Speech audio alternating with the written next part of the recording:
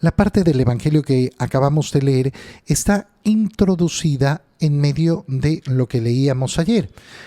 Lo hemos leído separado en estos 2 días, es decir, hemos agarrado este extracto separado para poder, en primer lugar, tener la lectura que tuvimos el día de ayer sobre las obras de piedad. Si sus obras de piedad no son superiores a las de los escribas y fariseos, no entrarán en el reino de los cielos. No sean como los hipócritas. ¿Cuáles eran esas obras de piedad? En primer lugar, la limosna, la oración y el ayuno. Después de hablar de la oración y decirles, no sean como los hipócritas que quieren que los vean orando, ustedes métanse en su cuarto. Inmediatamente después de eso, antes de hablar del ayuno, viene la parte que acabamos de leer, los versículos 7 al 15 del capítulo 6, donde el Señor profundiza el tema de la oración y enseña a sus discípulos la oración del Padre Nuestro. ¿Qué les dice el Señor? Cuando ustedes hagan oración, primero, no hablen mucho. No hablen mucho. Esto es una cosa sumamente importante. Sumamente importante. ¿Por qué? Porque el que habla mucho no sabe escuchar. Porque el que habla mucho no sabe escuchar. Y hermano mío, es impresionante cómo las personas tenemos una profunda dificultad para escuchar. Y es algo en lo que nos tenemos que ejercitar. Yo tengo que tener el deseo de escuchar a los demás. No el deseo de hablar, el deseo de escuchar a los demás.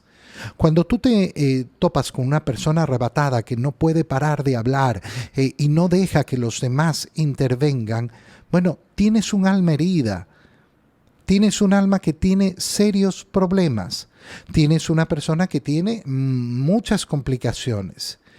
¿Por qué? Porque el no saberse comunicar expresa efectivamente dolencias del alma, dolencias del espíritu y dolencias también a nivel psicológico. Y es importantísimo, por tanto, desarrollar la capacidad de la escucha, saber escuchar. A veces, es cansado escuchar a los demás. Pero claro, si yo en mis relaciones interpersonales tengo cualquier deficiencia, puede ser, a mí no me gusta hablar, esa es una deficiencia. O a mí me gusta hablar mucho y no escuchar.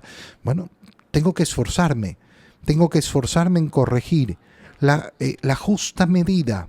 No, es que yo soy callado. No, hermano mío, no puede justificarse en la vida porque yo soy callado. Como tampoco puedo justificarme que yo soy un parlanchín. No, es que a mí me gusta hablar y no escucho. Las dos cosas tienen que ser superadas. ¿Y cómo se superan? Se superan trabajando en ellas. No hay otra manera.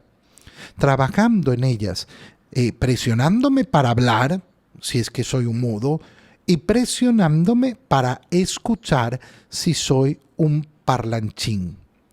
Y esto me va a permitir tener una mejor oración. ¿Por qué? Porque entonces podré dedicarme a escuchar al Señor. Cuando una oración, en cambio, es hablar. Yo hago media hora de oración todos los días, pero resulta que en esa media hora no paro ni un momento de hablar. Entonces no es diálogo, y la oración es diálogo. La oración no es monólogo, la oración es diálogo. Pero si yo no hice pausa en mi palabrería, entonces ¿cuándo lo dejé hablar a Dios? ¿Cuándo dediqué el tiempo a escuchar a Dios?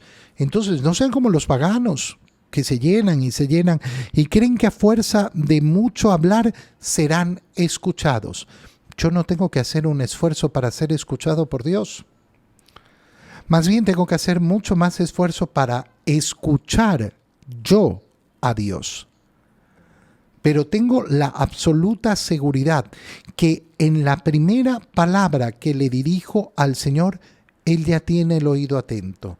Señor mío, y ya me está escuchando. Y ya me está escuchando. Si tú no estás convencido de esto, entonces no tienes fe. No tienes una fe profunda, verdadera. El Señor me atiende, escucha mi voz. El Padre, además, sabe lo que les hace falta antes de que se lo pidan. Así que qué bonito es cuando en mi oración le digo, Señor, tú ya conoces mi corazón, lo pongo delante de ti y te digo lo que quiero, pero no me lleno de tantas palabrerías y vuelvo a repetir lo mismo. Oye, mucho más útil en la oración, más que estar pidiendo y una y otra vez y otra vez y otra vez lo mismo, es dedicarnos a la alabanza, a dar gloria a Dios. ¿Por qué? Porque es el acto del enamorado. Y después el Señor comienza a enseñarles el Padre Nuestro. Nosotros sabemos por los otros evangelios sinópticos que los discípulos le pidieron al Señor que les enseñe a orar y que en ese momento les enseña el Padre Nuestro. San Mateo ha introducido todo eso dentro del Sermón de la Montaña. ¿Para qué? Para justamente poner todo lo que es necesario para el discípulo en este sermón fundamental. Y entonces introduce, esto es lo que enseñó el Señor sobre la oración y enseñó el Padre Nuestro. Cuando yo inicio la oración del Padre Nuestro, en primer lugar, tengo que tener clarísimo que esta es la oración que nos ha enseñado el Señor y que por tanto es la oración. Y que no necesito cambiarla. Oye, qué terrible es encontrarse con el Padre Nuestro inventado de muchos. No, en este lugar tenemos nuestro propio Padre Nuestro, en este otro lugar tenemos... Mira, puedes componer cualquier oración, cualquiera. La libertad para componer oraciones es absoluta. ¿Para qué querer transformar el Padre Nuestro? Por eso las palabras que decimos en la misa son tan importantes y bellas, fieles a la recomendación del Señor. Me lo ha recomendado, no me ha obligado, pero fiel a esa recomendación y siguiendo su divina enseñanza. Y resulta que en la misa nos comenzamos a inventar otro Padre Nuestro. No, rezamos el mismo. ¿Por qué? Porque el inicio de la oración tiene esa connotación. Padre, no mío, nuestro. Al dirigirme a Dios, yo me dirijo como hijo, pero reconociéndome hermano. Hermano de aquellos que han recibido el mismo don gratuito que yo.